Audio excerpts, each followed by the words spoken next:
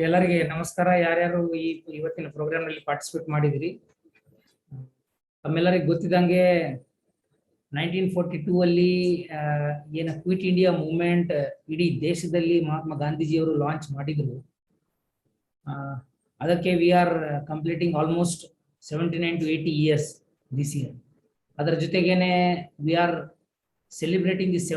going to celebrate the 75th Indian Independence Day. So ಆ ಹಿನ್ನೆಲೆಯಲ್ಲಿ ಒಂದು ಲಾಸ್ಟ್ 75 weeks ಇಂದಾನೆ continuously various programs in the district to appreciate the district's contribution is happening. Now, as far as our role in this process is concerned, ನಾವು ಏನು up to 1942, 1947 ಏನೇನಾಯ್ತು ಅದನ್ನ ಗಮನಿಸಿದೀವಿ. But as on today from our side ಏನು ಕನಸು ನಮ್ಮ ಸ್ವಾತಂತ್ರ್ಯ ಹೋರಾಟಗಾರರು ಕಂಡಿದ್ರು, ಆ ಕನಸಿಗೆ ನಾವು ನೆನಸು ಮಾಡ್ಲಿಕ್ಕೆ ಏನೇನು ಪ್ರಯತ್ನ ನಾವು ಮಾಡ್ತಾ ಇದ್ದೀವಿ, what is our contribution, what are our efforts, what are our endeavours and what are our thoughts for future, ಇದರ ಬಗ್ಗೆ ನಾವು ಜಾಸ್ತಿ ಕಾನ್ಸಂಟ್ರೇಟ್ ಮಾಡಿ ವಾಟ್ ಎವರ್ ಪ್ರಿನ್ಸಿಪಲ್ಸ್ ನಮ್ಮ ಫ್ರೀಡಮ್ ಸ್ಟ್ರಗಲ್ ಅಲ್ಲಿ ಇಂಬೈಬ್ ಆಗಿದ್ದು, ಆ ಪ್ರಿನ್ಸಿಪಲ್ಸ್ ನಾವು ಮುಂದೆ ಹೇಗೆ ತಗೊಂಡು ಹೋಗ್ತಾ ಇದೀವಿ, ಮತ್ತೆ what is the need of the hour today. ಈಗ 1947 ನಲ್ಲಿ ನಮ್ಮ ದೇಶದ ಮುಂದೆ ಇರುವ ಪ್ರಾಬ್ಲಮ್ಸ್ಗಳದು ನೇಚರು ನಂಬರು ಬೇರೆ ಇತ್ತು. ಈಗ ಇರುವ ನಮ್ಮ ದೇಶದಲ್ಲಿರುವ ಪ್ರಾಬ್ಲಮ್ಸು ಅದರದ್ದು ಕ್ವಾಲಿಟಿ ಕ್ವಾಂಟಿಟಿ ಬೇರೆ ಇದೆ. So we asked Britishers to quit in 1942. Today our movement has to be to make sure that those problems quit India. ಹಾಗಿರೋದ್ರಿಂದ my message and my what you can say wish to all of you is the same. Please evaluate your behaviors on the lines of the requirements of the nation, which our forefathers during the Indian independence struggle did in 1942. They did what they deemed fit at that point of time for the betterment of the country. So in order to pay them the rightful tribute, we also have to do the same and make sure that namdu 100% honest effort with the integrity in that direction is done. Ashtu madidre ನಾವು genuinely this number of years namdu ena independence ge ಮತ್ತೆ ಆ particular individual movements ge ಏನಾಗಿದಾವ ಅದರದ ನಾವು ಆ process ಅಲ್ಲಿ ನಾವು mature ಆಗಿದೀವಿ, ಆ process ಅಲ್ಲಿ ನಾವು ಕಲ್ತಿದೀವಿ, ಮತ್ತೆ ಆ what ever lessons we learn ಆ ಲೆಸನ್ಸ್ ಯೂಸ್ ಮಾಡಿಕೊಂಡು ಅದನ್ನ ಬೆಂಚ್ ಮಾರ್ಕ್ ಆಗಿ ಇಟ್ಕೊಂಡು ನಾವು ನಮ್ಮ ಮುಂದಿನ ದಾರಿ ನಮ್ಮ ಹಾದಿ ನಾವು ಪ್ರಿಪೇರ್ ಮಾಡ್ತಾ ಇದೀವಿ. ಅಂಡ್ ಅಲ್ಟಿಮೇಟ್ ನಮ್ದು ಏನ ಸಕ್ಸಸ್ ಗೋಲ್ ಇದೆ ಇನ್ ಆಲ್ ದಿ ಆಂಗಲ್ಸ್. ಅದು that might be anywhere, that might be development, that might be what you can say social upliftment of the poor, that might be the social mindset change, that might be the Olympics what you can say ಅಲ್ಲಿ ಇರುವಂತದ್ದು participation and increasing the success there. So ನಾನು ಆಗ್ಲೇ ಹೇಳಿದಂಗೆ today what we need to do to make sure that our national flag flies high at the international level, ಅದು ಎಲ್ಲ holistic ರೀತಿಯಿಂದ evaluation ಮಾಡಿ ಆ ಡೈರೆಕ್ಷನ್ ಅಲ್ಲಿ ನಾವು ಎಲ್ಲರೂ ಪ್ರಯತ್ನ ಮಾಡಿದ್ರೆ ನಿಜವಾಗ್ಲೂ ನಾವು ನಮ್ಮ ಫೋರ್ ಫಾದರ್ಸ್ಗೆ ಜೆನ್ಯೂನ್ ಟ್ರಿಬ್ಯೂಟ್ ಸಲ್ಲಿಸಿದಂಗೆ ಆಗುತ್ತದೆ. So I hope all of you will try to understand these things and tone your behaviour and modify your actions and implement those things as per the plan today. You people will be preparing, or you might have already prepared. ಆ direction ಅಲ್ಲಿ ತಮ್ಮ ಎಲ್ಲರಿಗೆ ನಾನು success ಅನ್ನು ಹಾರೈಸುತ್ತಾ ನನ್ನ ಮಾತಿಗೆ ವಿರಾಮ ನೀಡ್ತೀನಿ. ಧನ್ಯವಾದ. ಪ್ರೇರಣೆಯ ನುಡಿಗಳನ್ನು ಹೇಳಿದಂತ ಮಾನ್ಯ ಜಿಲ್ಲಾಧಿಕಾರಿಗಳಿಗೆ ತಮ್ಮೆಲ್ಲರ ಪರವಾಗಿ ನಾನು ಅನಂತ ಧನ್ಯವಾದಗಳನ್ನು ಸಲ್ಲಿಸ್ತಾ ಇದ್ದೇನೆ. ಬಂಧುಗಳೇ, ಸ್ವಾತಂತ್ರ್ಯ ಚಳವಳಿ ಎನ್ನುವಂಥದ್ದು ಸಾವಿರಾರು ಲಕ್ಷಾಂತರ ಜನರ ಒಂದು ಬಲಿದಾನದ ಸಂಕೇತ. ಈ ಒಂದು ಅವಕಾಶವನ್ನು ನಾವೆಲ್ಲರೂ ಕೂಡ ಸದುಪಯೋಗವನ್ನು ಮಾಡೋಣ. ಭಾರತ ಬಿಟ್ಟು ತೊಲಗಿ ಬ್ರಿಟಿಷರೇ ಎನ್ನುವಂತ ನುಡಿ ಏನಿದೆ ಈಗಲೂ ಕೂಡ ರೋಮಾಂಚನಕಾರಿಯಾದಂತ ನುಡಿ. ಸೊ ಈ ಒಂದು ಹಿನ್ನೆಲೆಯಲ್ಲಿ ನಾವು ಇವತ್ತು ಕ್ವಿಟ್ ಇಂಡಿಯಾ ಚಳವಳಿಯ ಹಿನ್ನೆಲೆ ಏನು, ಅದರಲ್ಲಿ ಆದಂತ ಸಾಧನೆಗಳು ಏನು ಎನ್ನುವಂತ ವಿಚಾರಗಳ ಬಗ್ಗೆ ನಮ್ಮ ಜೊತೆಗೆ ಮಾಹಿತಿಯನ್ನು ನೀಡಲಿಕ್ಕೆ ಉಪನ್ಯಾಸಕರಾದಂತ ಶ್ರೀಯುತ ಪ್ರಭು ಅವರಿದ್ದಾರೆ, ಅವರನ್ನು ನಾನು ಸ್ವಾಗತ. Let him audience address. I will leave. ಇಲ್ಲಿ ತನಕ ಮಾನ್ಯ ಜಿಲ್ಲಾಧಿಕಾರಿಗಳು ನಮ್ಮ ಈ ಕಾರ್ಯಕ್ರಮದಲ್ಲಿ ಭಾಗವಹಿಸಿದ್ದಕ್ಕೆ ತಮ್ಮೆಲ್ಲರ ಪರವಾಗಿ ನಾನು ಹೃತ್ಪೂರ್ವಕ ಧನ್ಯವಾದವನ್ನು ಸಲ್ಲಿಸ್ತಾ ಇದ್ದೇನೆ. ಧನ್ಯವಾದ. Please carry on. Okay. Thank you.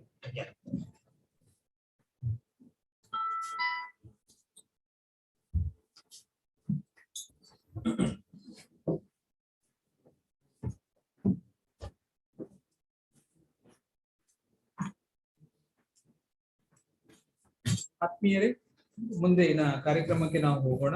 ನಮ್ಮ ಜೊತೆಗೆ ಶ್ರೀಯುತ ಪ್ರಭು ನಾಯಕ್ ಅವರಿದ್ದಾರೆ, ಪ್ರಭುರಾಜ್ ನಾಯಕ್ ಅವರಿದ್ದಾರೆ. ಅವರು ಉಪನ್ಯಾಸಕರು, ಶಿಕ್ಷಣ ಇಲಾಖೆಯಲ್ಲಿ ಕೆಲಸ ಮಾಡ್ತಾ ಇದ್ದಾರೆ, ಸೊ ಹೈಯರ್ ಎಜುಕೇಶನ್ ಅಲ್ಲಿ. ಸೊ ಅವರು ಈ ಕ್ವಿಟ್ ಇಂಡಿಯಾ ಮೂವ್ಮೆಂಟ್ ಬಗ್ಗೆ ಒಂದು 5 ರಿಂದ 10 ನಿಮಿಷಗಳ ಕಾಲ ತಮ್ಮ ವಿಷಯಗಳನ್ನು ಮಂಡನೆ ಮಾಡ್ತಾರೆ. ಸೊ ದಯವಿಟ್ಟು ತಾವೆಲ್ಲರೂ ಕೂಡ ಕೇಳಬೇಕು ಅಂತೇಳಿ ರಿಕ್ವೆಸ್ಟ್ ಮಾಡ್ತಾ ಇದ್ದೇನೆ. ಜಿಲ್ಲಾಡಳಿತ ಪರವಾಗಿ ಶ್ರೀಯುತ ಪ್ರಭುರಾಜ್ ಅವರಿಗೆ ನಾನು ಸ್ವಾಗತವನ್ನು ಕೋರ್ತಾ ಇದ್ದೇನೆ. ಸರ್, ಧನ್ಯವಾದಗಳು ಸರ್. ಈಗಾಗಲೇ ನಿರ್ಗಮಿತ ಮಾನ್ಯ ಜಿಲ್ಲಾಧಿಕಾರಿಗಳೇ ಹಾಗೂ ಈ ಒಂದು ಐತಿಹಾಸಿಕ ಸಮಾರಂಭದಲ್ಲಿ ಹಾಜರಿರುವಂತಹ ಎಲ್ಲ ಅಧಿಕಾರಿ ವರ್ಗದವರೇ ಮತ್ತು ಈ ಜೂಮ್ ಆ್ಯಪ್ ಮೂಲಕ ಈ ಕಾರ್ಯಕ್ರಮವನ್ನು ಆನ್ಲೈನ್ ವಾಚ್ ಮಾಡ್ತಾ ಇರುವಂತಹ ಎಲ್ಲ ನಾಗರಿಕರು, ವಿದ್ಯಾರ್ಥಿಗಳು, ಪತ್ರಕರ್ತರು ಎಲ್ಲರಿಗೂ ಕೂಡ ಈ ಶುಭ ಸಮಾರಂಭದ ಮುಂಜಾನೆಯ ನಮಸ್ಕಾರಗಳನ್ನು ಹೇಳ್ತಾ ಕೆಲವಿಷ್ಟು ವಿಚಾರಗಳನ್ನ ಈ ಸನ್ನಿವೇಶದಲ್ಲಿ ನಾನು ನಿಮ್ಮ ಮುಂದ್ಗಡೆ ಹಂಚಿಕೊಳ್ಳಿಕ್ಕೆ ನಾನು ಇಚ್ಛೆ ಪಡ್ತೀನಿ. ಬಹಳ ಜಾಗತಿಕ ಇತಿಹಾಸದಲ್ಲಿಯೇ ಬಹಳ ಅದ್ಭುತವಾದಂತಹ ಒಂದು ಇತಿಹಾಸ ಅಂತಂದ್ರೆ ಭಾರತದ ಸ್ವತಂತ್ರ ಸಂಗ್ರಾಮ ಅನ್ನುವಂಥದ್ದು. ಇದು ಅದರದೇ ಆದಂತಹ ಕೆಲವು ವಿಶೇಷ ಕಾರಣಗಳಿಂದ ಇದು ಖ್ಯಾತ ಆಗಿರೋದನ್ನು ಕಾಣ್ತಿದ್ದೀವಿ. 1940ರ ದಶಕದಲ್ಲಿ ಜಾಗತಿಕ ರಾಷ್ಟ್ರಗಳ ಸ್ವತಂತ್ರ ಅಭಿಯಾನದಲ್ಲಿ ಎಲ್ಲರೂ ಕೂಡ ಕ್ರಾಂತಿ ಮತ್ತು ಹಿಂಸಾತ್ಮಕ ಮಾರ್ಗವನ್ನ ಅವರು ಪಾಲನೆ ಮಾಡಿದರೆ, ಭಾರತದಲ್ಲಿ ಅಂತಿಮವಾಗಿ ಗೆದ್ದದ್ದು ಅಹಿಂಸಾತ್ಮಕ ಮಾರ್ಗದ ಮೂಲಕನೇ ಅನ್ನುವಂಥ. ಭಾರತದಲ್ಲೂ ಕೂಡ ಜೊತೆಯಾಗಿಯೇ 2 ಮಾರ್ಗಗಳು ಆರಂಭವಾಗಿದ್ದು, ಅದರ ಅಂತಿಮವಾಗಿ ಸುಭಾಷ್ ಚಂದ್ರ ಬೋಸರಿಗಿಂತ ಮೊದಲು ಕ್ವಿಟ್ ಇಂಡಿಯಾ ಚಳವಳಿ ತನ್ನ ಐತಿಹಾಸಿಕ ವಿಜಯವನ್ನ ಆರಂಭದ ದಿನಗಳನ್ನ ಅದು ಆರಂಭ ಮಾಡಿದ್ದನ್ನು ಕಾಣಬಹುದು. ಭಾರತದ ಇತಿಹಾಸದಲ್ಲಿ ಸಾವಿರಾರು ವರ್ಷಗಳಿಂದ ಬಹಳ ಮುಖ್ಯವಾಗಿ ಈ ಭಾರತಕ್ಕೆ ಆರ್ಯರು ಬಂದರು ಅಂತ ಹೇಳ್ತಾರೆ. ಆ ನಂತರ ಹಲವಾರು ವಿದೇಶಿಯರ ದಾಳಿಗಳಾದವು ಅಂತ ಹೇಳ್ತಾರೆ. ಇತ್ತೀಚಿನ ಅಂದ್ರೆ 1000 ವರ್ಷಗಳ ಚರಿತ್ರೆಯಲ್ಲಿ ಫ್ರೆಂಚರು, ಇಂಗ್ಲಿಷರು, ಡಚ್ಚರು, ಪೋರ್ಚುಗೀಸರು ಹೀಗಿನ ಕಾಲಾನುಕ್ರಮದಲ್ಲಿ ಭಾರತಕ್ಕೆ ಬಂದಿದ್ದನ್ನು ಕಾಣ್ತಿದ್ದೀವಿ. ಕ್ರಿಶಕ 1600ನೇ ವರ್ಷದಲ್ಲಿ ಬ್ರಿಟಿಷರು ಭಾರತಕ್ಕೆ ಬಂದ ಮೇಲೆ ಭಾರತದ ಚರಿತ್ರೆ ಶೋಷಣೆ, ಆರ್ಥಿಕ, ಸಾಮಾಜಿಕ, ಸಾಂಸ್ಕೃತಿಕವಾಗಿ ಬಹಳಷ್ಟು ಅದ್ಭುತ ಶೋಷಣೆಗೆ ಒಳಗಾಗಿದ್ದನ್ನ ನಾವು ಇತಿಹಾಸದ ಪುಟಗಳಲ್ಲಿ ಕಾಣ್ತಿದ್ದೀವಿ. ಭಾರತ ಮೆಲ್ಟಿಂಗ್ ಪಾಟ್ ಅಂತ ಪಂಡಿತ್ ನೆಹರು ಅವರು ಕರಿತಾ ಇದ್ರು. ಅದೆಷ್ಟೇ ವಿದೇಶಿಯ ದಾಳಿಗಳು ಬಂದರೂ ಕೂಡ ಒಂದು ಕರಗಿಸುವ ಮೊನೆ ಅಂತ ಭಾರತವನ್ನ ಕರಿತಾ ಇದ್ರು. ಹಾಗಾಗಿ ಭಾರತಕ್ಕೆ ಅದೆಷ್ಟೇ ವಿದೇಶಿಗರು ಬಂದರೂ ಕೂಡ ಭಾರತವನ್ನ ಅವರು ಎಷ್ಟೇ ಶೋಷಣೆ ಮಾಡಿದ್ರು ಕೂಡ ಭಾರತ ಇವತ್ತು ಭಾರತವಾಗಿಯೇ ಉಳಿದಿದೆ. ಭಾರತ ಜಗತ್ತಿಗೆ ಶಾಂತಿಯ ಸಂದೇಶವನ್ನೇ ಕೊಟ್ಟಿದೆ, ಶಾಂತಿಯ ತಂತ್ರಜ್ಞಾನವನ್ನೇ ಜಗತ್ತಿಗೆ ಹೇಳ್ತಾ ಇರೋದನ್ನ ಕಾಣ್ತಿದ್ವಿ ನಾವು. ಇವತ್ತು ಕೂಡ ಭಾರತ ಹಾಗೇನೆ ಇದೆ ಅನ್ನೋದನ್ನ ನಾವು ಬಹಳ ಸ್ಪಷ್ಟವಾಗಿ ಗಮನಿಸಬೇಕು. ನನ್ನ ಒಂದು 10 ನಿಮಿಷದ ಅಭಿಪ್ರಾಯಗಳ ಹಂಚಿಕೆಯಲ್ಲಿ ಆ ಐತಿಹಾಸಿಕ ಕ್ಷಣಗಳನ್ನ ಒಂದ್ಸಾರಿ ನೆನ್ಪು ಮಾಡ್ಕೊಳ್ಳೋದಾದ್ರೆ, ಕಪ್ಪು ಕೋಣೆಯ ದುರಂತವನ್ನ ಬ್ರಿಟಿಷರು ಸೃಷ್ಟಿ ಮಾಡಿದರು. ಅದು ಬಹಳ ಕೆಟ್ಟದಾದಂತಹ ದುರಂತ, ಮಾನವ ಇತಿಹಾಸದಲ್ಲಿ ದಾಖಲಾದಂತಹದ್ದು. ಕೇವಲ ಚಿಕ್ಕ ರೂಮದಲ್ಲಿ, ಚಿಕ್ಕ ಕೋಣೆಯಲ್ಲಿ ಸಾವಿರಾರು ಜನರನ್ನ ತುಂಬಿ ಹಾಕಿ ಉಸಿರುಗಟ್ಟಿ ಸಾಯಿಸಿದಂತಹ ನಿದರ್ಶನ ಕಪ್ಪು ಕೋಣೆಯ ದುರಂತ. ಜಲಿಯನ್ ವಾಲಾಬಾಗ್ ಹತ್ಯಾಕಾಂಡ 1919ರದ್ದು. ಅದು ಆದ್ಮೇಲೆ ಬಂದಂತಹ ಬಹಳ ದೊಡ್ಡ ಸಂಗತಿ ಅಂದ್ರೆ 1ನೇ ಜಾಗತಿಕ ಯುದ್ಧದಲ್ಲಿ ನಮ್ಮನ್ನ ಕೇಳದನೆ ಆ ಯುದ್ಧದಲ್ಲಿ ನಮ್ಮನ್ನ ಧುಮುಕಿಸಿದ್ದು ಅದು ಭಾರತೀಯರಿಗೆ ಇಚ್ಛೆ ಇರಲಿಲ್ಲ, ಆದರೂ ಕೂಡ ನಮ್ಮನ್ನ ಧುಮುಕಿಸಿದ್ದು ಬ್ರಿಟಿಷರು.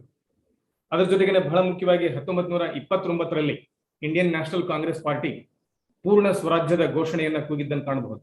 ಬ್ರಿಟಿಷರನ್ನ ಹೊರಗೆ ಹಾಕಲೇಬೇಕು, ನಮ್ಮ ರಾಜ್ಯವನ್ನ ನಾವು ಸ್ಥಾಪನೆ ಮಾಡ್ಕೊಳ್ಳೇಬೇಕನ್ನುವಂತಹ ಘೋಷಣೆಯನ್ನ ಲಾಹೋರ್ ಅಧಿವೇಶನದಲ್ಲಿ ಮಾಡಿದ್ದನ್ನು ಕಾಣಬಹುದು. ಮಹಾತ್ಮ ಗಾಂಧೀಜಿಯವರು 1930ರಲ್ಲಿ ದಂಡಿ ಯಾತ್ರೆಯನ್ನು ಆರಂಭಿಸಿದ್ದನ್ನು ಕಾಣಬಹುದು.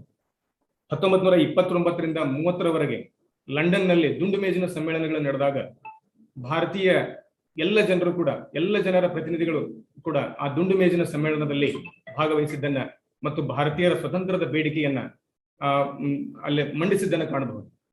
Liberty is a type of capacity to control his own behaviour ಅನ್ನೋ ಸ್ಟೇಟ್ಮೆಂಟ್ ಅನ್ನ ನಾವು ಗಮನಿಸಲೇಬೇಕು. Liberty is one type of capacity of individual to control his own ability ಅನ್ನುವಂಥದ್ದು, ಓನ್ ಬಿಹೇವಿಯರ್ ಅನ್ನುವಂಥದ್ದು. ಈ ನಿಟ್ಟಿನಲ್ಲಿ ಈ ದುಂಡು ಮೇಜಿನ ಸಮ್ಮೇಳನದಲ್ಲಿ ಸ್ವತಂತ್ರ ಭಾರತಕ್ಕೆ ಕೊಟ್ರೆ ಏನಾಗುತ್ತೆ, ಅದು ಹೇಗಿರಬೇಕು ಅನ್ನೋದ್ರ ಕುರಿತಾಗಿ ದೀರ್ಘ ಚರ್ಚೆಯನ್ನು ಮಾಡಿದ್ದನ್ನು ಕಾಣಬಹುದು. ಜೊತೆಗೆ ಇದೇ ಅವಧಿಯಲ್ಲಿ ಸುಭಾಷ್ ಚಂದ್ರ ಬೋಸರು ಕೂಡ ಒಂದು ಅದ್ಭುತ ಪ್ರಯತ್ನವನ್ನ ಭಾರತದಲ್ಲಿ ಆರಂಭ ಮಾಡಿದ್ರು. ಆದರೆ ಜಪಾನ್ ಜರ್ಮನಿಗಳ ಹಿಟ್ಲರ್ನ ಸ್ನೇಹ ಭಾರತಕ್ಕೆ ಒಗ್ಲಿಲ್ಲ ಅಂತ ಕಾಣುತ್ತೆ. ಆದ್ರೂ ಕೂಡ ಭಾರತದ ಯುವಕರು ದೊಡ್ಡ ಸಂಖ್ಯೆಯಲ್ಲಿ ಸುಭಾಷ್ ಚಂದ್ರ ಬೋಸರನ್ನ ಬೆಂಬಲಿಸಿದ್ದನ್ನ ಕಾಣಬಹುದು. ಆದ್ರೆ ಅಂತಿಮವಾಗಿ ಮಹಾತ್ಮ ಗಾಂಧೀಜಿಯವರು ಕರೆ ಕೊಟ್ಟಂತಹ quit India movement 80 years near ಈಗಾಗಲೇ ಬಂದಂತಹದ್ದನ್ನ ನಾವು ಕಾಣ್ತಿದೀವಿ. ನಾವು 75ರ ಸ್ವತಂತ್ರದ ಹೊಸ್ತಿಲಲ್ಲಿ ನಿಂತಾಗ ನಮ್ಮ ಹಿಂದಿನ 5 ವರ್ಷಗಳ ಅವಧಿಯಲ್ಲಿ ಅಂದ್ರೆ 80 ವರ್ಷದ ಹಿಂದೆ ಆದಂತಹ ಒಂದು ದೊಡ್ಡ ಚಳವಳಿ, ಕ್ರಾಂತಿ, ವಿಶ್ವದ ಕ್ರಾಂತಿಗಳಲ್ಲಿ ಅದ್ಭುತ ಕ್ರಾಂತಿ ಅಂದ್ರೆ ಕ್ವಿಟ್ ಇಂಡಿಯಾ ಮೂವ್ಮೆಂಟ್ ಅನ್ನುವಂಥ. ಅದು ಆ ಕ್ಷಣಕ್ಕೆ ವಿಫಲವಾದರೂ ಕೂಡ, ಅಯೋಜಿತವಾಗಿದ್ರು ಕೂಡ ಅದು ದೊಡ್ಡ ಸಂಗ್ರಾಮಕ್ಕೆ ಒಂದು ಮುನ್ನುಡಿಯನ್ನ ಬರೆದಂತಹ ಕ್ರಾಂತಿ ಅನ್ನೋದನ್ನ ಗಮನಿಸಲೇಬೇಕು. 1942ರ 8ನೇ ತಾರೀಕಿಗೆ ಗ್ವಾಲಿಯಾ ಮೈದಾನದಿಂದ, ಏನು ಮುಂಬೈದಲ್ಲಿರುವಂತಹ ಮೈದಾನದಿಂದ ಮಹಾತ್ಮ ಗಾಂಧೀಜಿಯವರು ಈ ಕರೆ ಕೊಡ್ತಾರೆ. ಆ ಮೊದಲು ಆ ವಿಷಯ ಯಾರಿಗೂ ಗೊತ್ತಿರಲಿಲ್ಲ. ಆದ್ರೆ ದಿಢೀರ್ನೆ ಗಾಂಧೀಜಿಯವರು ಹೇಳಿದಂತಹ ಕಾರ್ಯಕ್ರಮನ ಅವರ ದೊಡ್ಡ ಅನುಯಾಯಿಗಳು, ಸ್ವತಂತ್ರ ಸೇನಾನಿಗಳು ಭಾರತದಲ್ಲಿ ಪಾಪ್ಯುಲರ್ ಮಾಡ್ತಾರೆ. British army, British Indian police, bureaucrats, ಜಮೀನ್ದಾರರು, ಬಹಳ ದೊಡ್ಡ ಸಂಖ್ಯೆಯ ವಿದ್ಯಾರ್ಥಿಗಳು ಕೂಡ ಈ ಚಳವಳಿಗೆ ಆರಂಭದಲ್ಲಿ ಬೆಂಬಲ ನೀಡಲಿಲ್ಲ ಅನ್ನುವಂಥ ಸಂಗತಿಯನ್ನು ನಾವು ಗಮನಿಸಲೇಬೇಕು. ಮುಸ್ಲಿಂ ಲೀಗ್, ಹಿಂದೂ ಮಹಾಸಭಾ ಇವುಗಳು ಕೂಡ ಈ ಕ್ವಿಟ್ ಇಂಡಿಯಾ ಮೂವ್ಮೆಂಟ್ಗೆ ಚಳವಳಿ ಬೆಂಬಲ ಕೊಡಲಿಲ್ಲ ಅನ್ನೋ ಸಂಗತಿಯನ್ನು ಗಮನಿಸಬೇಕು. ಅದರ ನಂತರ ದಿನಗಳಲ್ಲಿ ಮಹಾತ್ಮ ಗಾಂಧೀಜಿಯವರ ಕರೆಗೆ ಎಲ್ಲರೂ ಹೋಗೊಟ್ಟು ಇಡೀ ದೇಶದ ಎಲ್ಲ ಜನರು ಕೂಡ ಕ್ವಿಟ್ ಇಂಡಿಯಾ ಮೂವ್ಮೆಂಟ್ಗೆ ಬಹಳಷ್ಟು ಅದ್ಭುತವಾದಂತಹ ಬೆಂಬಲ ಕೊಟ್ಟಿದ್ದನ್ನು ಕಾಣಬಹುದು. ಗೆಟ್ ಔಟ್ ಇಂಡಿಯಾ ಅಂತ ಕರೆದು ಕೆಲವು ಜನರು, ಗೆಟ್ ಔಟ್ ಇಂಡಿಯಾ ಬೇಡ ಅನ್ನುವಂತಹ ಮಾತನ್ನ ಕೆಲವು ಜನರು ಹೇಳಿದ ಮೇಲೆ ಗಾಂಧೀಜಿಯವರು ಅಶ್ರಫ್ ಮೆಹರ್ಲಿ ಅನ್ನುವಂಥವರು ಕ್ವಿಟ್ ಇಂಡಿಯಾ ಮೊದಲು ಕೋಟ್ ಮಾಡಿದಂಥವ್ರು. ಆ ಕ್ವಿಟ್ ಇಂಡಿಯಾ ಚಳವಳಿ, ಕ್ವಿಟ್ ಇಂಡಿಯಾ ಶಬ್ದವನ್ನ ಮಹಾತ್ಮ ಗಾಂಧೀಜಿಯವರು ಒಪ್ಪಿದ್ದನ್ನ ಬಹಳ ಸ್ಪಷ್ಟವಾಗಿ ಕಾಣಬಹುದು. ಹಾಗಾಗಿ ಈ ಕ್ವಿಟ್ ಇಂಡಿಯಾ ಮೂವ್ಮೆಂಟಿನ ಆರಂಭ ಇದಾದ ಮೇಲೆ ಇದರ ವಿಫಲತೆಗೆ ಸಾಕಷ್ಟು ಕಾರಣಗಳನ್ನ ಗುರುತಿಸ್ತಾರೆ. ಅದರ ಜೊತೆಗೆ ಈ ಅಕಾಲಿಕವಾಗಿ ಈ ಚಳವಳಿ ಎಂಡ್ ಆದರೂ ಕೂಡ ಭಾರತದ ಸ್ವತಂತ್ರ ಸಂಗ್ರಾಮಕ್ಕೆ ದೀರ್ಘ ಪ್ರೇರಣೆಯನ್ನು ನೀಡಿದಂತಹ ಒಂದು ಚಳವಳಿ ಅನ್ನೋದನ್ನು ಗಮನಿಸಲೇಬೇಕು. ದೆನ್ ಈ ಚಳವಳಿಯ ಐತಿಹಾಸಿಕ ಬಹು ಪ್ರಮುಖ ಕ್ಷಣಗಳನ್ನ ಈ ರೀತಿಯಾಗಿ ನಾವು ಮೆಲುಕು ಹಾಕಿದ್ರೆ, ಈಗಾಗಲೇ ಮಾನ್ಯ ಜಿಲ್ಲಾಧಿಕಾರಿಗಳು ಹೇಳಿದಂತೆ ಅದರ ರೆಲೆವೆನ್ಸ್ ಏನಿದೆ, ಅದರದ ಇಂಪಾರ್ಟೆನ್ಸ್ ಏನಿದೆ, ಬ್ಯೂರೋಕ್ರೇಟ್ಸ್ ಮತ್ತು ಪಾಲಿಸಿ ಮೇಕರ್ಸ್ ದ ರೋಲ್ ಏನಿದೆ ಅನ್ನೋದರ ಕುರಿತಾಗಿ ಬಹಳ ಎರಡೇ ಮಾತುಗಳಲ್ಲಿ ಅಚ್ಚುಕಟ್ಟಾಗಿ ಅವ್ರು ಹೇಳ್ತಿದ್ರು. ಅದೇ ಮಾತನ್ನ ನಾನು ಕೆಲವು ಡಿಫರೆಂಟ್ ವರ್ಡ್ಗಳಲ್ಲಿ ಹೇಳೋದಾದ್ರೆ, ಈ ಕ್ವಿಟ್ ಇಂಡಿಯಾ ಮೂವ್ಮೆಂಟ್ ಅನ್ನ ನಾವು ಬ್ರಿಟಿಷರನ್ನ ಓಡಿಸ್ಲಿಕ್ಕೆ ಹೇಳಿದಂತಹ ಒಂದು ಶಬ್ದ ಆದ್ರೂ ಕೂಡ ಇವತ್ತು ನಮ್ಮ ಒಳಗನೆ ಇರುವಂತಹ ಸಾಕಷ್ಟು ಏನು ಶತ್ರುಗಳೇನಿದಾವೆ, ಅಭಿವೃದ್ಧಿಯ ಶತ್ರುಗಳೇನಿದಾವೆ, ಆ ಶತ್ರುಗಳನ್ನ ದೇಶದಿಂದ ಹೊರ ಹಾಕ್ಲಿಕ್ಕೆ ಅವುಗಳಿಗೆ ನಾವು ಕ್ವಿಟ್ ಇಂಡಿಯಾ ಎನ್ನಲೇಬೇಕಾದಂತಹ ಸಂಗತಿಯಾಗಿದೆ. ಹಾಗಾಗಿ ಅಸಮಾನತೆಯನ್ನು ನಾವು ಮೊದಲು ಕ್ವಿಟ್ ಇಂಡಿಯಾ ಅನ್ನಲೇಬೇಕಾಗಿದೆ. ಅಸಮಾನತೆ ಈ ದೇಶದ ದೊಡ್ಡ ಒಂದು ಶಾಪವಾಗಿದೆ. ಅದು ಆರ್ಥಿಕ ಅಸಮಾನತೆ ಇರ್ಬೋದು, ಅಥವಾ ಸಾಮಾಜಿಕ ಅಸಮಾನತೆ ಇರ್ಬೋದು, ರಾಜಕೀಯ ಅಸಮಾನತೆ ಇರ್ಬೋದು. ಈ ಅಸಮಾನತೆಯನ್ನ ನಾವು ಕ್ವಿಟ್ ಇಂಡಿಯಾ ಅನ್ನುವಂತಹ ಒಂದು ದೊಡ್ಡ ಸಂದೇಶದಿಂದ ಕಳಿಸ್ಬೇಕಾಗಿದೆ. ನಿಸರ್ಗ ಮನುಷ್ಯರನ್ನ ಅಸಮಾನವಾಗಿ ಸೃಷ್ಟಿಸಿದೆ, ದೈಹಿಕ ಮತ್ತು ಬೌದ್ಧಿಕವಾಗಿ ಅಸಮಾನತೆಯಿಂದ ಸೃಷ್ಟಿಸಿದೆ. ಆದ್ರೆ ಬೇಡಿಕೆಯಲ್ಲಿ ಎಲ್ಲರೂ ಕೂಡ ಸಮಾನತೆಯನ್ನ ಬಯಸ್ತಾರೆ. ಹಾಗಾಗಿ ನಾಗರಿಕ ಮಾನವರಾದಂತಹ ನಾವುಗಳು ನೈಸರ್ಗಿಕ ಭಾಷೆಯಿಂದ ವ್ಯವಹರಿಸದೆ ಬೌದ್ಧಿಕ ಭಾಷೆಯಿಂದ ವ್ಯವಹರಿಸಬೇಕಾಗಿದೆ. ಹಾಗಾಗಿ ಆರ್ಥಿಕ ಸಮಾನತೆ, ಸಾಮಾಜಿಕ ಸಮಾನತೆ, ರಾಜಕೀಯ ಸಮಾನತೆ ಇವುಗಳನ್ನ ನಾವು ದೇಶದ ನಾಗರಿಕರಿಗೆ ಕೊಡಬೇಕಾದ್ರೆ ಬಹಳ ಪ್ರಮುಖವಾಗಿ ಯೋಜನಾ ನಿರೂಪಕರು, ಪಾಲಿಸಿ ಮೇಕರ್ಸ್ ಮತ್ತು ಬ್ಯೂರೋಕ್ರೇಟ್ಸ್ ಬಹಳ ದೊಡ್ಡದಾದಂತಹ ರೋಲ್ ಅನ್ನು ಪ್ಲೇ ಮಾಡಬೇಕಾಗಿದೆ. ಸಂಪತ್ತಿನ ಕೇಂದ್ರೀಕರಣ ಆಗ್ತಾ ಇರುವಂತಹ ದಿನಗಳನ್ನ ನಾವು ಗಮನಿಸ್ತಿದ್ದೀವಿ. ಸಂಪತ್ತಿನ ವಿಕೇಂದ್ರೀಕರಣ ಆದ್ರೆ ಮಾತ್ರನೇ ರಾಜಕೀಯ ಶಾಂತಿ ಸಿಗುತ್ತೆ ಅನ್ನುವಂಥದ್ದು ನಾವು ರಾಜ್ಯಶಾಸ್ತ್ರದಲ್ಲಿ ಕಲಿಸ್ತಾ ಇರುವಂಥದ್ದು. ಕ್ರಾಂತಿಯ ದೊಡ್ಡ ಕಾರಣ ಏನಪ್ಪಾ ಅಂದ್ರೆ, ಅರಿಸ್ಟಾಟಲ್ ಹೇಳ್ತಾರೆ, ಸಂಪತ್ತಿನ ಕೇಂದ್ರೀಕರಣವೇ ಕ್ರಾಂತಿ ಮತ್ತು ಅಶಾಂತಿಯ ಕಾರಣ ಆಗುತ್ತೆ ಅನ್ನುವಂಥದ್ದು. 70ರಷ್ಟು ಜನರ ಆಸ್ತಿ ಸಂಪತ್ತನ್ನ ದೇಶದ 10ರಷ್ಟು ಜನರು ಹೊಂತಾರಂದ್ರೆ ಅದು ಸಂಪತ್ತಿನ ಕೇಂದ್ರೀಕರಣ ಅಲ್ಲದೆ ಮತ್ತೇನೂ ಅಲ್ಲ. ಸಮಾಜದಲ್ಲಿ ಶಾಂತಿ ಮತ್ತು ಪೊಲೀಸ್ ಕೇಸ್ಗಳ ಸಂಖ್ಯೆ ಕಡಿಮೆ ಆಗ್ಬೇಕಾದ್ರೆ ನಾವು ಸಂಪತ್ತನ್ನ ಆರ್ಥಿಕ ವಿಕೇಂದ್ರೀಕರಣ ಮಾಡಲೇಬೇಕಾದಂತಹ ಜರೂರಿದೆ ಅನ್ನುವಂಥದ್ದನ್ನ ಗಮನಿಸಲೇಬೇಕು.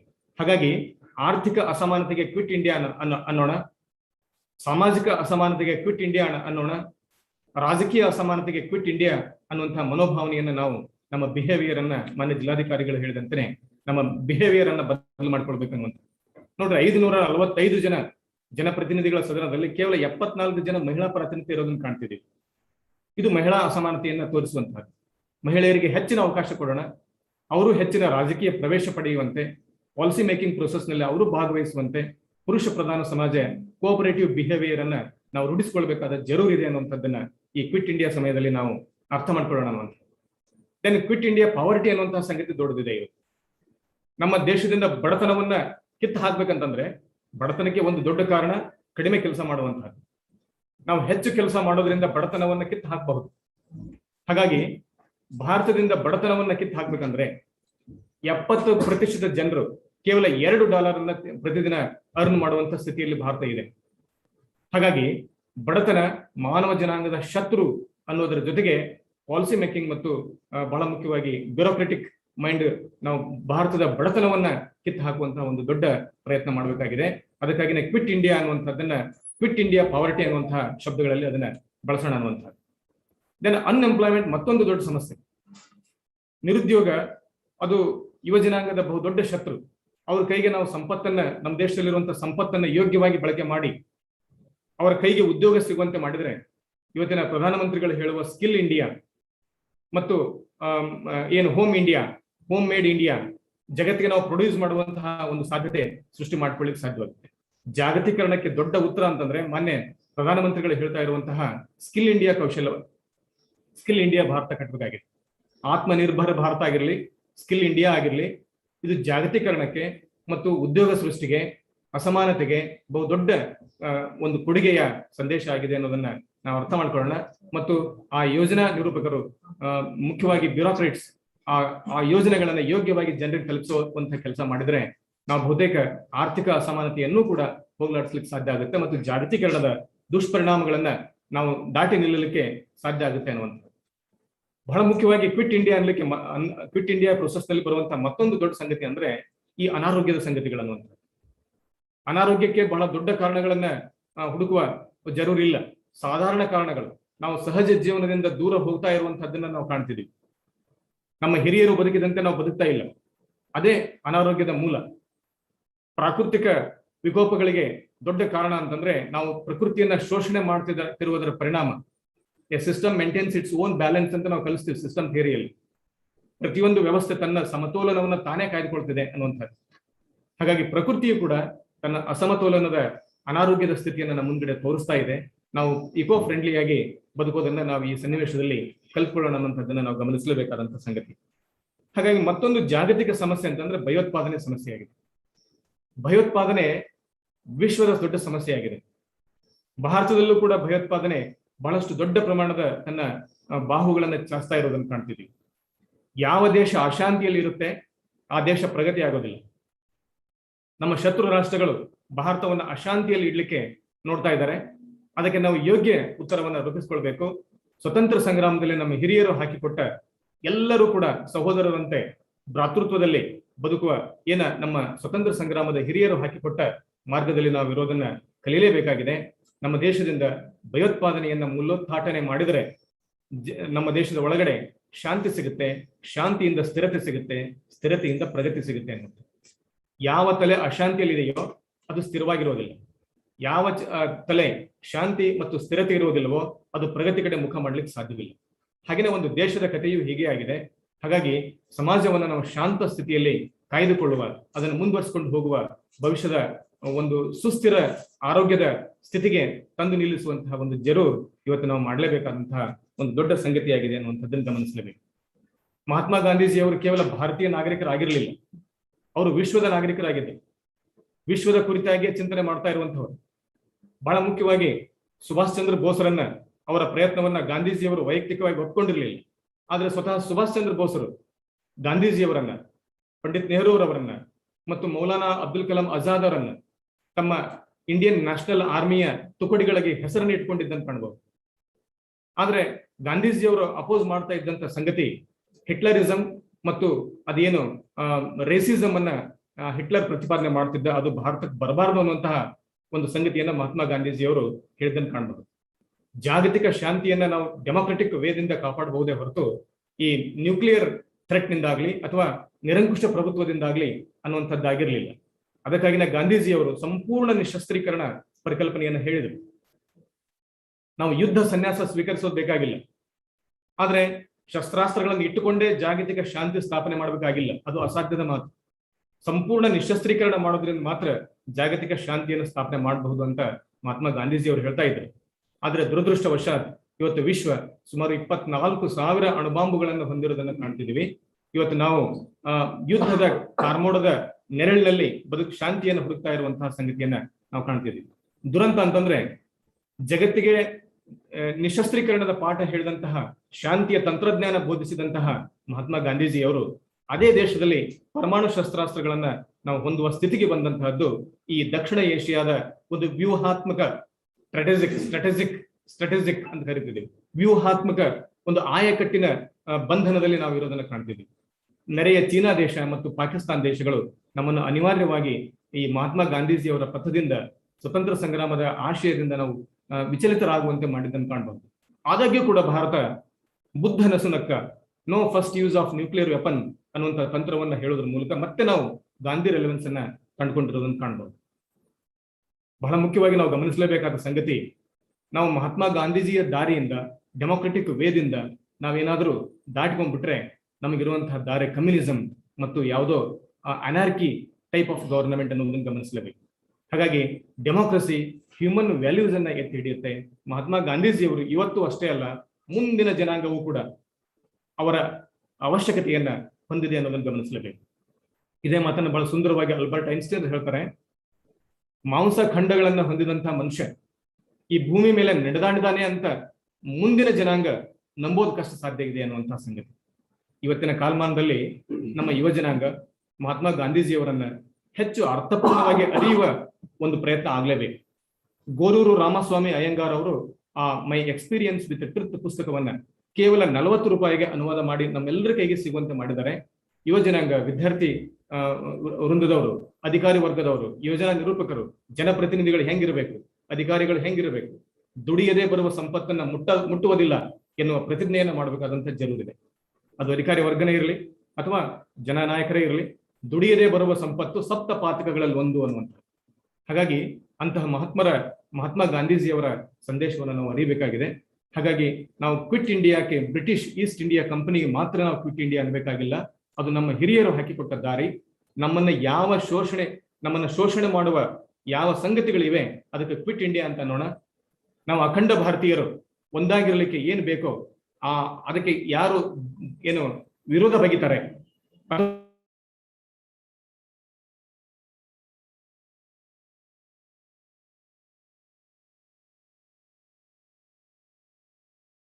ಅಥವಾ ಅದಕ್ಕೆ ಯಾವುದೇ ಅನಾರೋಗ್ಯ, ಭಯೋತ್ಪಾದನೆ, ಜೊತೆಗೇನೆ ಇವತ್ತಿನ ಈ ಕರೋನಾ ಸನ್ನಿವೇಶ, ಇದನ್ನು ಕೂಡ ಕ್ವಿಟ್ ಇಂಡಿಯಾ ಅನ್ಲಿಕ್ಕೆ ನಾವು ಎಲ್ಲರೂ ಕೂಡ ಕಡ್ಡಾಯವಾಗಿ ಮಾಸ್ಕ್ ಹಾಕೊಂಡೇ ಇರೋಣ, ಫಿಸಿಕಲ್ ಡಿಸ್ಟೆನ್ಸ್ ಅನ್ನ ಮ್ಯಾನೇಜ್ ಮಾಡೋಣ. ಈಗಾಗಲೇ 2 ಯುದ್ಧಗಳನ್ನ ಕರೋನಾ ವಿರುದ್ಧ ತಕ್ಕ ಮಟ್ಟಿಗೆ ಗೆದ್ದಿದ್ದೇವೆ. 3ನೇ ಕರೋನಾ ಅಲೆ ಬರಬಾರ್ದು, ಅದನ್ನ ಕ್ವಿಟ್ ಇಂಡಿಯಾ ಅನ್ನುವಂತಹ ಜರೂರಿಗೆ ನಾವಿದ್ದೀವಿ. ಆರೋಗ್ಯ ಎಲ್ರಿಗೂ ಕೂಡ ಬಹಳ ಪ್ರಮುಖವಾದಂತಹ ಒಂದು ಸಂಗತಿಯಾಗಿದೆ. ಇವತ್ತಿನ ಈ ಐತಿಹಾಸಿಕ ಕ್ಷಣದಲ್ಲಿ ನಾವೆಲ್ಲರೂ ಕೂಡ ತೀರ್ಮಾನ ಮಾಡೋಣ, ನಮ್ಮ ಮಾನ್ಯ ಜಿಲ್ಲಾಧಿಕಾರಿಗಳು ಹೇಳಿದಂತೆ ನಮ್ಮ ಬಿಹೇವಿಯರ್ ಅನ್ನ ನಾವು ಚೇಂಜ್ ಮಾಡ್ಕೊಳ್ಳೋಣ. ಒಂದು ಐತಿಹಾಸಿಕ ದಿನದಲ್ಲಿ ಈ 2 ಮಾತಾಡಲಿಕ್ಕೆ ನನಗೆ ಅವಕಾಶ ಕೊಟ್ಟಂತಹ ಜಿಲ್ಲಾ ಆಡಳಿತಕ್ಕೂ ಮತ್ತು ಕೇಳಿದಂತ ಎಲ್ಲ ಸ್ನೇಹಿತರಿಗೂ, ಮಾಧ್ಯಮದ ಸ್ನೇಹಿತರಿಗೂ, ಹಿರಿಯರಿಗೂ ನನ್ನ ಪ್ರಣಾಮಗಳನ್ನು ಸಲ್ಲಿಸಿ ನನ್ನ ಮಾತನ್ನು ಮುಕ್ತಾಯ ಮಾಡ್ತೀನಿ. ಧನ್ಯವಾದಗಳು ಸರ್. ತಾವು ಬಹಳ ಪ್ರಮುಖವಾಗಿ ನಮ್ಗೆ ಕ್ವಿಟ್ ಇಂಡಿಯಾ ಎನ್ನುವಂಥದ್ದು 100 ವರ್ಷಗಳ ಹಿಂದೆ ನಡೆದಂತ ಸನ್ನಿವೇಶವನ್ನು ಈಗಲೂ ಕೂಡ ನಮ್ಗೆ ನೆನಪು ಮಾಡಿ ಕೊಟ್ಟಿದ್ದೀರಿ. ಬ್ರಿಟಿಷರು ಮಾತ್ರ ಅಲ್ಲ, ನಮ್ಮ ದೇಶದಿಂದ ಏನು ಸಾಮಾಜಿಕ ಸಮಸ್ಯೆಗಳಿದೆ ಅವುಗಳು ಕೂಡ ಹೋಗ್ಬೇಕು ಎನ್ನುವಂತ ಒಂದು ಆಶಯದೊಂದಿಗೆ ನಮ್ಗೆ ಇವತ್ತು ಮಾಹಿತಿಯನ್ನು ನೀಡಿದ್ದಕ್ಕೆ ತಮ್ಗೆ ಜಿಲ್ಲಾಡಳಿತ ವತಿಯಿಂದ ಧನ್ಯವಾದಗಳು. ಈ ಕಾರ್ಯಕ್ರಮಕ್ಕೆ ನಮ್ಗೆ ಸಹಕಾರ ನೀಡಿದಂತ ಎಲ್ಲ ಇಲಾಖೆಯ ಮುಖ್ಯಸ್ಥರುಗಳಿಗೆ ಹಾಗೂ ಕಾರ್ಯಕ್ರಮಕ್ಕೆ ಚಾಲನೆ ನೀಡಿದಂತ ಮಾನ್ಯ ಜಿಲ್ಲಾಧಿಕಾರಿಗಳಿಗೆ ವಂದನೆಯನ್ನು ಸಲ್ಲಿಸ್ತಾ ಈ ಕಾರ್ಯಕ್ರಮದ ಮುಂದಿನ ಹಂತವಾಗಿ ನಾವು ಡ್ರಾಯಿಂಗ್ ಕಾಂಪಿಟೇಷನ್ ಈ ಕಾರ್ಯಕ್ರಮದ ಮುಂದಿನ ಹಂತವಾಗಿ ಘೋಷಣೆಗಳ ಬರೆಯುವಂತ ಸ್ಪರ್ಧೆ ಇದೆ. ಇವತ್ತಿಂದ ಅದು ಚಾಲನೆ ಆಗುತ್ತೆ, ಅಂದ್ರೆ ಪ್ರಾರಂಭ ಆಗಿದೆ. ನೀವು 17ನೇ ತಾರೀಕು ಒಳಗಡೆ ಆಜಾದಿ ಕಾ ಅಮೃತ ಮಹೋತ್ಸವದ ಕುರಿತಾಗಿ ಘೋಷಣೆಗಳನ್ನು ಬರೆದು ನಮ್ಮ NIC ವೆಬ್ಸೈಟ್ ಒಳಗಡೆ ಅದರ ಲಿಂಕ್ ಹಾಕಿದ್ದಾರೆ. ಸೊ www.koppal.nic.in ಅಂತೇಳಿ ವೆಬ್ಸೈಟ್ ಒಳಗಡೆ ಹೋದ್ರೆ ನಿಮ್ಗೆ ಅದರಲ್ಲಿ ಲಿಂಕ್ ಸಿಗುತ್ತೆ. ದಯವಿಟ್ಟು ಆ ಲಿಂಕ್ ಅನ್ನು ಒತ್ತುವ ಮುಖಾಂತರ ತಾವು ಈ ಸ್ಪರ್ಧೆಯಲ್ಲಿ ಭಾಗವಹಿಸಬಹುದು. 17ನೇ ತಾರೀಕಿಗೆ ಈ ಘೋಷಣೆಗಳು ಬರೆಯುವಂತ ಸ್ಪರ್ಧೆಯನ್ನು ಸಲ್ಲಿಸಲಿಕ್ಕೆ ಕೊನೆಯ ದಿನಾಂಕ ಇರುತ್ತೆ. ಸೊ ದಯವಿಟ್ಟು ಹೆಚ್ಚಿನ ಸಂಖ್ಯೆಯಲ್ಲಿ ಸ್ಪರ್ಧೆಯಲ್ಲಿ ಭಾಗವಹಿಸಿ. ಅದರ ನಂತರ ಪ್ರಬಂಧ ಸ್ಪರ್ಧೆಯನ್ನು ಕೂಡ ಆಯೋಜನೆ ಮಾಡಿದ್ದೇವೆ. ನೀವು 25ನೇ ತಾರೀಕು ತನಕ ಟೈಮ್ ಇದೆ. ಇವತ್ತಿಂದಲೇ ಶುರು ಮಾಡಿ ಹೆಚ್ಚಿನ ಸಂಖ್ಯೆಯಲ್ಲಿ ಪ್ರಬಂಧಗಳನ್ನು ಬರೆದು ನಮ್ಗೆ 25ನೇ ತಾರೀಕು ಒಳಗಡೆ ಸಲ್ಲಿಸಬೇಕು. 25ನೇ ತಾರೀಕು ಕೊನೆಯ ದಿನಾಂಕ. ಅದೇ ರೀತಿ ಸ್ಪರ್ಧೆ ಇದು ಚಿತ್ರ ಬಿಡಿಸುವಂತ ಸ್ಪರ್ಧೆ ಇದೆ, ಡ್ರಾಯಿಂಗ್ ಕಾಂಪಿಟೇಷನ್ ಇದೆ. ವಿಷಯ ಕೂಡ ಸೇಮ್ ಇದೆ. ಆಜಾದಿ ಕಾ ಅಮೃತ್ ಮಹೋತ್ಸವದ ಕುರಿತಾದಂತ ವಿಷಯಗಳನ್ನು ನೀವು ಬರೆಯಬಹುದು, ಚಿತ್ರವನ್ನು ಬರೆಯಬಹುದು. ಸ್ವಾತಂತ್ರ್ಯ ಹೋರಾಟದ ಕುರಿತು ಚಿತ್ರ ಸ್ಪರ್ಧೆಯನ್ನು ಬರೆಯಬಹುದು. ಈ ಪ್ರಬಂಧ ಸ್ಪರ್ಧೆಗೆ ಸ್ವಾತಂತ್ರ್ಯ ಹೋರಾಟದಲ್ಲಿ ಕೊಪ್ಪಳ ಜಿಲ್ಲೆಯ ಪಾತ್ರ ಎನ್ನುವಂತ ವಿಷಯವನ್ನು ಕೊಟ್ಟಿದ್ದೇವೆ. ದಯವಿಟ್ಟು ಭಾಗವಹಿಸಿ ಹೆಚ್ಚಿನ ಸಂಖ್ಯೆಯಲ್ಲಿ. ಈ ಚಿತ್ರಕಲಾ ಸ್ಪರ್ಧೆಯನ್ನು ನಾವು 30ನೇ ತಾರೀಕು ತನಕ ದಿನಾಂಕ ಕೊಟ್ಟಿದ್ದೇವೆ. ಸೊ ಅಲ್ಲಿಯ ತನಕ ನೀವು ನಮ್ಗೆ ಚಿತ್ರ ಬಿಡಿಸಿ ಸಲ್ಲಿಸಬಹುದು. ಈ 3 ಸ್ಪರ್ಧೆಗಳಿಗೆ ಯಾರು ಭಾಗವಹಿಸ್ತಾರೆ, ಯಾರು ಅದರಲ್ಲಿ ಉತ್ತಮ ಇದು ಮಾಡ್ತಾರೆ, ಅವರಿಗೆ ನಾವು ಸರ್ಟಿಫಿಕೇಟ್ಸ್ ಗಳನ್ನು ಇಶ್ಯೂ ಮಾಡ್ತೇವೆ. ಸೊ ಹೆಚ್ಚಿನ ಸಂಖ್ಯೆಯಲ್ಲಿ ಈ ಕಾರ್ಯಕ್ರಮದಲ್ಲಿ ತಾವು ಏನು ನಮ್ಮಲ್ಲಿ ಶಿಕ್ಷಕರು ಭಾಗವಹಿಸಿದ್ದೀರಿ, ನಿಮ್ಮ ಶಾಲೆಯ ಮಕ್ಕಳನ್ನು ಹೆಚ್ಚಿನ ಸಂಖ್ಯೆಯಲ್ಲಿ ಇದರಲ್ಲಿ ಭಾಗವಹಿಸಿ. ಅದೇ ರೀತಿ ಕಾಲೇಜ್ ನವರಿದ್ರೆ ಕಾಲೇಜ್ ಸ್ಟೂಡೆಂಟ್ ಗಳನ್ನು ಕೂಡ ಇದರಲ್ಲಿ ಭಾಗವಹಿಸಬೇಕಾಗಿ ನಾವು ಜಿಲ್ಲಾಡಳಿತ ಪರವಾಗಿ ತಮಗೆ ಕೇಳಿಕೊಳ್ತಾ ಇದ್ದೇವೆ. ಈ ಕಾರ್ಯಕ್ರಮದಲ್ಲಿ ಭಾಗವಹಿಸಿದಂತ ಎಲ್ಲರಿಗೂ ಕೂಡ ನಾನು ವಂದನೆಯನ್ನು ಸಲ್ಲಿಸ್ತಾ ಈ ಕಾರ್ಯಕ್ರಮವನ್ನು ಇಲ್ಲಿಗೆ ಮುಗಿಸ್ತಾ ಇದ್ದೇವೆ. ಧನ್ಯವಾದಗಳು. Thank you. ಎಲ್ಲರಿಗೂ ಥ್ಯಾಂಕ್ಸ್ ಸರ್. ಓಕೆ ಸರ್, ನೀವು ಅದನ್ನು ಏನೇ ಮಾತಾಡೋದು. Thank you.